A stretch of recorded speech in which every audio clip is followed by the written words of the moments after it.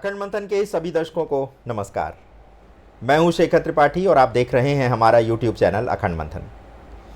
आप सभी दर्शकों का हार्दिक स्वागत है, अभिनंदन है हमारी इस विशेष वेब सीरीज़ में।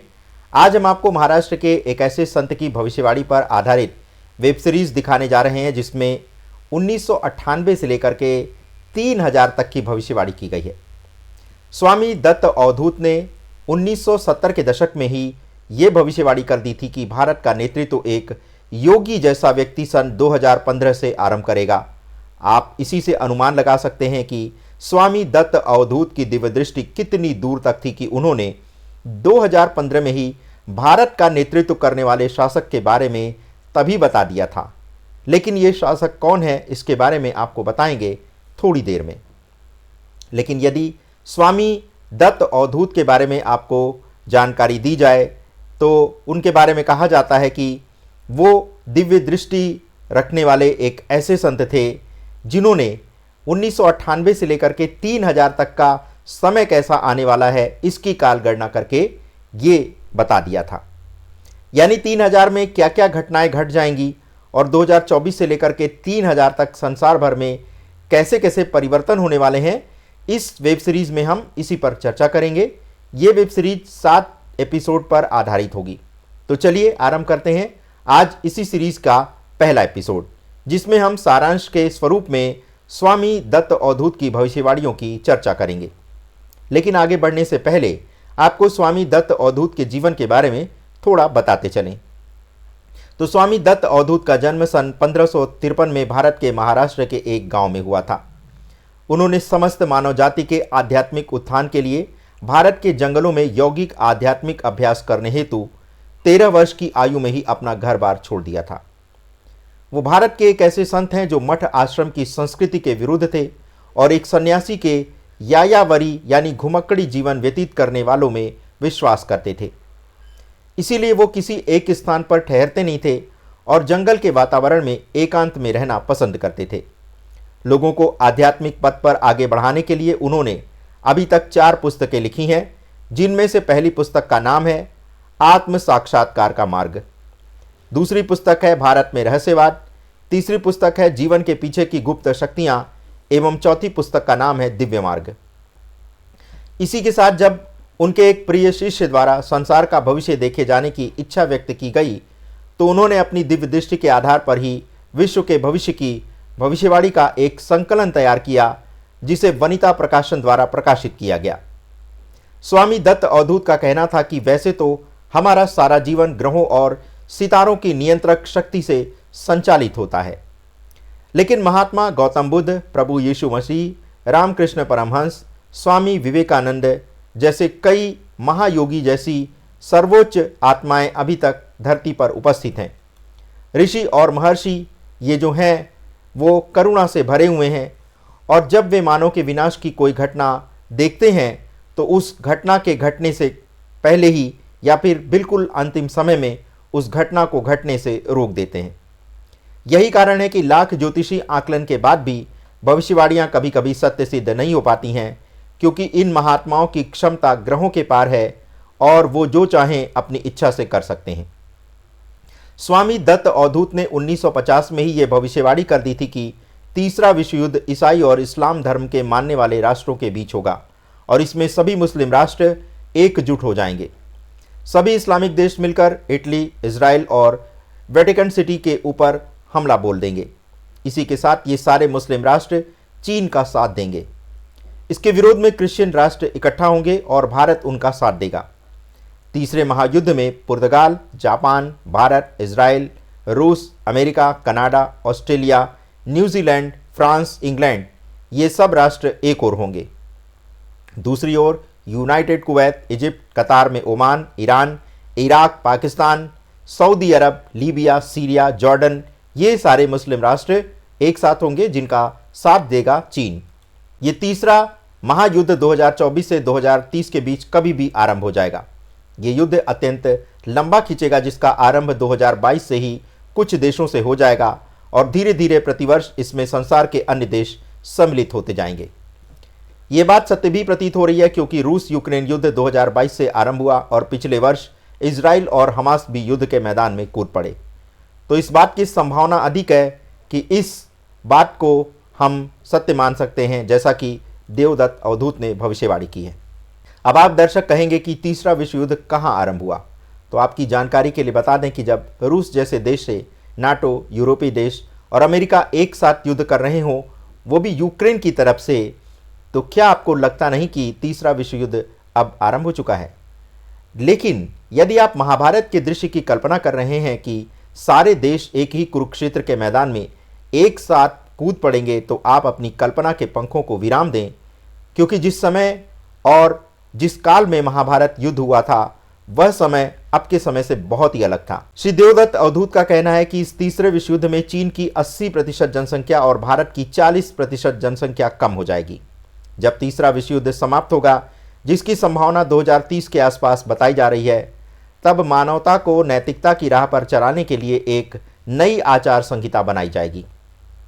स्कूलों और विद्यालयों में बच्चों को इसे पढ़ाया जाएगा। 2040 तक आते आते मानव धर्म बेड़ियों से स्वतंत्र हो जाएगा, यानी तब धर्म को मानने वाले लोग नहीं रहेंगे और मात्र एक ही धर्म रहेगा, और वो है मानव धर्म। इतना ही नहीं, तब तक भारत के चेन्नई, विशाखापट्टनम, कालीकट, कोलंबो, दमन, दीव, गोवा, मुंबई, मंगलौर, कारवार, कोलकाता, जगन्नाथपुरी, कांडला, नागापट्टनम, ये सारे राज्य बहुत ऊंची ऊंची समुद्र की लहरों के कारण जलमग्न हो जाएंगे। बांग्लादेश का आधा भाग समुद्र में डूब जाएगा। अब जैसा कि हमने आपको एपिसोड के आरंभ में बताया था कि स्वामी दत्त अवधूत ने 1970 के दशक में ही ये भविष्यवाणी कर दी थी कि भारत का नेतृत्व एक योगी जैसे व्यक्ति के द्वारा किया जाने वाला है और इसी व्यक्ति के शासनकाल में भारत ऊंचाइयों को छू लेगा। कुछ ऐसी ही भविष्यवाणी महाअवतार बाबा द्वारा भी की गई थी। महाअवतार बाबा के बारे में कहा जाता है कि वे पिछले 5000 वर्ष से इस धरती पर विराजमान हैं और वे भारत में आने वाली प्रत्येक आपदा पर अपनी दृष्टि बनाए रखते हैं और बड़ी से बड़ी अनहोनी को भी टाल देते हैं। तो स्वामी दत्त अवधूत भी महाअवतार बाबा की श्रेणी के ही संत हैं, बल्कि यदि ये कहें कि ये वही हैं तो ये गलत नहीं होगा। तो स्वामी दत्त अवधूत के द्वारा जो भविष्यवाणी 2015 के शासक के तौर पर की गई थी, वह सत्य भी हुई, क्योंकि 2014 के चुनाव में भारत को एक ऐसा प्रधानमंत्री मिला जिसका जीवन सन्यासी की ही भांति था। जिस समय ये भविष्यवाणी की गई थी, उस समय तो पीएम मोदी का राजनीतिक जीवन भी भली भांति आरंभ नहीं हुआ था, और ऐसे समय में ऐसी भविष्यवाणी किसी दिव्य संत के द्वारा ही की जा सकती है। उन्होंने ये भी कहा था कि इसी सन्यासी राजा के शासनकाल में ही भारत के लोगों की आध्यात्मिक चेतना में वृद्धि होगी। इसके अतिरिक्त उन्होंने विश्व के बारे में कहा था कि हांगकांग 2030 के आसपास चीन से पूर्ण रूप से मुक्त हो जाएगा। इसके अतिरिक्त उन्होंने बताया था कि 2040 तक भारत प्रगति के पथ पर बहुत आगे बढ़ जाएगा, लेकिन तब तक पूरे संसार की जनसंख्या बहुत कम हो जाएगी। ऐसे लोगों का पूरी तरह से सफाया हो जाएगा जो बुरे कर्म करते हैं, अधर्म के मार्ग पर चलते हैं और पाप कर्म में लिप्त रहते हैं। ऐसे लोग धरती से पूरी तरह से विलुप्त हो जाएंगे। स्वामी दत्त अवधूत के अनुसार 2045 तक एक नया युग आरंभ हो जाएगा। इसी के साथ 2030 तक बहुत सारे प्रदेशों में हिम युग का आरंभ हो जाएगा, यानी गर्म स्थानों पर बर्फ गिरने लगेगी। इसमें चीन, भारत, कुवैत और इराक आता है। भारत के कच्छ के रण में खेती की जाएगी। उनके अनुसार 2030 तक के समय में संसार भर में प्रचंड परिवर्तन होगा। उस समय हर एक गांव में एक पूर्ण पुण्यात्मा निवास करेगी और उसी पुण्यात्मा के द्वारा उस गांव के लोगों के जीवन की रक्षा की जाएगी। वे ये भी कहते हैं कि संसार पर तब तक कोई आपदा नहीं आएगी जब तक कि प्रत्येक 100 लोगों में से एक पुण्यात्मा वहां पर निवास कर रहा हो, तब तक संसार सुरक्षित रहेगा। किंतु जिस दिन ये अनुपात घट जाएगा, आपदाएं आरंभ हो जाएंगी। यानी आप अभी जिस समाज में रह रहे हैं, यदि उस समाज में या उस स्थान पर 100 लोगों के मध्य एक पुण्य आत्मा वाला व्यक्ति निवास कर रहा है, तो आप ये समझें कि उस एक पुण्य आत्मा के कारण आपका जीवन सुरक्षित रहेगा। यदि आपको आज भी अपने देश, राज्य, शहर या फिर अपने समाज या फिर अपने गांव, मोहल्ले या फिर अपने क्षेत्र को बचाने का प्रयास करना है, तो आपको भी प्रत्येक 100 लोगों के बीच में एक पुण्य आत्मा व्यक्ति को खोज करके उसे अपने यहाँ बसाना होगा। यदि आपको ऐसा लगता है कि 100 में से कोई भी एक पुण्य आत्मा आपके आसपास निवास नहीं कर रही है, तो आप ऐसी पुण्य आत्माओं को खोजें और उसे अपने निकट बसाएं ताकि आपका जीवन सुरक्षित हो जाए। इसी के साथ उन्होंने ये भी कहा था कि 2030 तक भारत का आध्यात्मिक चिंतन सारे संसार को आकर्षित करेगा और कुछ ऐसी ही भविष्यवाणी ब्रिटेन के psychic expert Craig Hamilton Parker द्वारा भी की गई है, जिसमें उन्होंने कहा था कि भारत संसार का एकमात्र ऐसा देश होने वाला है जहां के लोगों की आध्यात्मिक चेतना संसार भर के सभी देशों से उच्च होगी। उन्होंने मानव जीवन को पुण्यात्मा बनाने के लिए कहा था कि यदि आप भी उस पुण्य आत्मा में सम्मिलित होना चाहते हैं तो आपको प्रतिदिन 2 घंटे का समय जप तप और ईश्वर के ध्यान में व्यतीत करना चाहिए। तो दर्शकों, इस प्रकार से आप देख सकते हैं कि स्वामी देवदत्त अवधूत ने जो ये बात कही है कि आपके मध्य एक पुण्य आत्मा का होना बहुत आवश्यक है ताकि आप अपने परिवार को, अपने समाज को सुरक्षित रख सकें। तो ये बहुत ही विचित्र और बहुत ही अलग तरह की बात हमें भी पता चली है और इसके बाद से हमारा भी ये प्रयास रहता है कि हम जहाँ पर निवास कर रहे हैं वहाँ पर ऐसे व्यक्तियों को खोजें जो कि पुण्य आत्मा हो, क्योंकि एक पुण्य आत्मा के पुण्य के आधार पर 100 लोगों का जीवन सुरक्षित रखा जा सकता है। तो यदि आपको भी लगता है कि आप किसी ऐसे क्षेत्र में रह रहे हैं जहाँ पर कोई पुण्य आत्मा नहीं है, तो आप अभी से अपने क्षेत्र में पुण्य आत्माओं का खोज शुरू कर दें ताकि आने वाले समय में आप अपने आप को विपदाओं से बचा सकें। लेकिन इस बीच में हम आपको ये भी कहना चाहेंगे कि इस समय साधु और संतों के नाम पर बहुत सारे ऐसे पाखंडी लोग भी घूम रहे हैं जो आपकी भावनाओं का दोहन भी कर सकते हैं। अतः जो भगवा वेश में अगर आपको कोई दिखता है जो आपको लगता है कि वो वास्तविक पुण्यात्मा नहीं है, तो कृपया आप सावधान रहें और ऐसा मत सोचें, क्योंकि आज कलयुग में बहुत सारी जो घटनाएं हो रही हैं वो ऐसे ही वेश के लोगों के द्वारा की जा रही हैं और जिन्हें आप शंकराचार्य समझते हैं, जिन्हें आप सन्यासी समझते हैं, वो तो गृहस्थों से भी अधिक विषयों में लिप्त हैं। अब आपको हम नाम क्या लें, आपको ऐसे ही बताते हैं कि जब भगवान श्री राम के मंदिर का शिलान्यास होना था तो हमारे भारत के एक बहुत ही बड़े शंकराचार्य ने ये कह करके वहाँ आने से मना कर दिया कि अभी मंदिर पूर्ण नहीं हुआ है, अतः वह इस उद्घाटन में सम्मिलित नहीं होंगे। लेकिन यही शंकराचार्य मुकेश अंबानी के पुत्र के विवाह के अवसर पर सारे नियम छोड़ करके वहाँ पर चले जाते हैं और वहाँ की शोभा बढ़ाते हैं।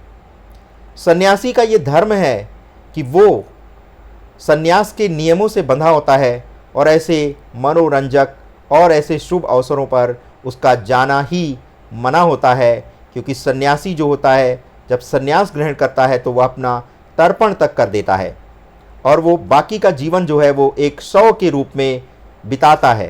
तो एक शव का किसी भी शुभ अवसर पर पहुंचना, आप क्या इसको शुभ मानते हैं? और क्या एक सन्यासी को आप अपने शुभ विवाह में या शुभ अवसर पर बुला करके क्या आपको लगता है कि आप उसका आशीर्वाद प्राप्त कर रहे हैं? तो आप ऐसा बिल्कुल ना करें, क्योंकि सन्यासी को बुलाने वाला भी उतना ही दोषी होगा जितना कि वो सन्यासी है। तो दर्शकों, आज आपको सन्यासी के रूप में पाखंडी तो मिल जाएंगे, लेकिन वास्तविक जो सन्यासी होगा वो आपको कभी नहीं बताएगा कि वो सन्यास ग्रहण कर चुका है। वो ऐसे ही हमारे तरह, आपकी तरह सामान्य लोगों की वेशभूषा में केश रखे हुए, आधुनिक कार्य करते हुए आपको ऐसे सन्यासी मिल जाएंगे संसार में, लेकिन आपको खोजना पड़ेगा। लेकिन ऐसे सन्यासी को आप खोज नहीं पाएंगे क्योंकि आपकी दृष्टि वहाँ तक पहुँच ही नहीं पाएगी। आप जिसको आम आदमी की वेशभूषा में देखेंगे उसके प्रति आपका बिल्कुल भी कोई समर्पण नहीं होगा, कोई आस्था नहीं होगी। और जहाँ आप देखेंगे कि भगवा वेश में कोई व्यक्ति है तो आप पुनः उसी तरफ आकर्षित हो जाएंगे। तो हमारा तो बस एक छोटा सा अनुरोध है, और वो भी हमें स्वामी देवदत्त अवधूत की इस भविष्यवाणी में पता चला कि संसार को बचाने के लिए प्रत्येक 100 व्यक्तियों के बीच में एक पुण्य आत्मा का रहना बहुत ही आवश्यक है। और ये बात उन्होंने अपनी दिव्य दृष्टि के आधार पर ही कही होगी। ये बात हमें भी जान करके बहुत ही आश्चर्य हो रहा है कि क्या हम एक पुण्य आत्मा को अपने बीच बसा करके अपना जीवन सुरक्षित कर सकते हैं। तो यदि आपको भी ऐसा लगता है तो आप अभी से पुण्य आत्माओं की खोज में लग जाइए और ऐसी पुण्य आत्मा को अपने पास बसाइए, उसे पूरी सुविधा दीजिए ताकि उसके पुण्य के प्रताप से आप अपने जीवन को और आने वाले संकटों को अपने जीवन को बचा सकें।